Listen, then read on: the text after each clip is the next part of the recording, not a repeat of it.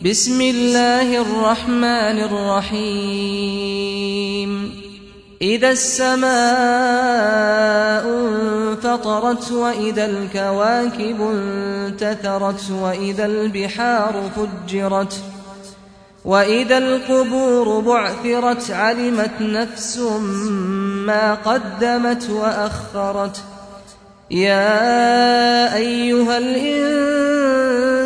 ما غرك بربك الكريم الذي خلقك فسواك فعدلك في أي صورة ما شاء ركبك كلا بل تكذبون بالدين وإن عليكم لحافظين كراما كاتبين